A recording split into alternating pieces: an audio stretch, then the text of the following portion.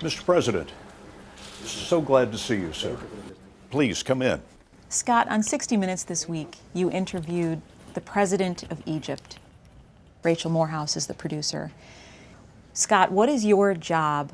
What are you trying to accomplish in this kind of interview? I'm trying to ask him the questions that he doesn't get at home. Mr. President, I've spoken to a number of your countrymen who refuse to call you Mr. President because they say you're a military dictator. This is a man who is accused of some of the worst human rights abuses of the last many years. In his own country, no one dares speak a word to him about any of that. And now here I was in this amazing position to be able to ask this man questions. Do you have a good idea of how many political prisoners you're holding? We don't have political prisoners. Is it fair to say the government of Egypt pressured 60 Minutes not to air this interview? They tried to, Well, absolutely. they asked us that directly. The interview took place at 8 o'clock at night at the Palace Hotel in New York, and by the time I got home, my contact at the embassy sent me an email. It says, "We are formally requesting that the interview not be aired."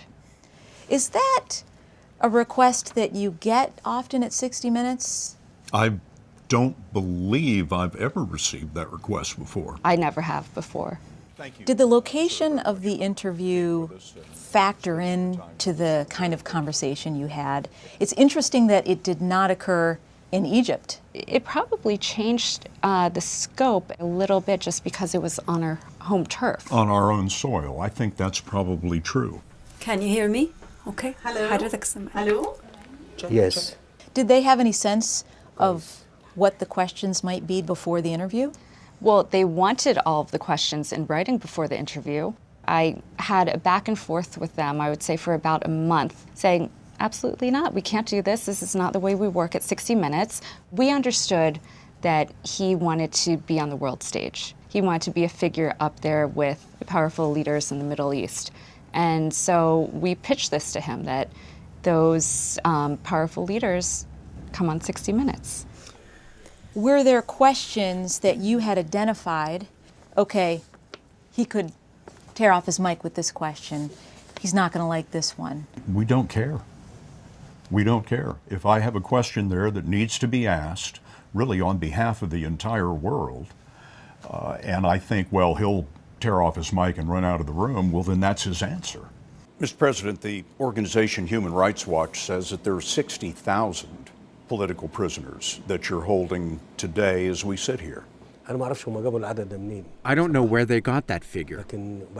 As a viewer, when you're watching the interview, you think, did he know what 60 Minutes is before he agreed to do this? Well, that was what I wondered too. His record on human rights, as chronicled by the United Nations and the U.S. State Department, is absolutely dreadful. 800 people were massacred, protesters in the streets of Cairo. So it was really important to seize this opportunity because I don't know if he'll ever be questioned about it again. Did you give that order? Allow me to ask you a question. Are you closely following the situation in Egypt? From where do you get your information? How he might have decided to sit down with us and imagine that those questions weren't going to come up, I do not know. Thank you, sir. I hope to see you in Egypt. When the interview finished, you thanked each other for the conversation. There was a plan to continue your reporting. There was, yes. Take that off. Was there any indication that this would go awry? As far as the two principals were concerned, it was as cordial as could be. It was Rachel who took all the heat as soon as I left the room. How did that play out? It was continued pressure. They looped in their ambassador, the head of the Mukhabarat was involved in this, which is their intelligence agency. Very high-level people were involved in doing everything that they could to try to negotiate with us so that it was on their terms whether or not we are at this interview. So what happens from there? You've got plane tickets booked to go to Egypt. This was just the first portion of your reporting, right? You had planned to go to Egypt and meet El-Sisi there, correct? That's right, and they offered Rachel the red carpet treatment in Egypt. They did. And I mean, I think you said the best advice. You said just be very honest with them. We would love to go, tell them we would be delighted to go, but we're still going to use the interview from last night.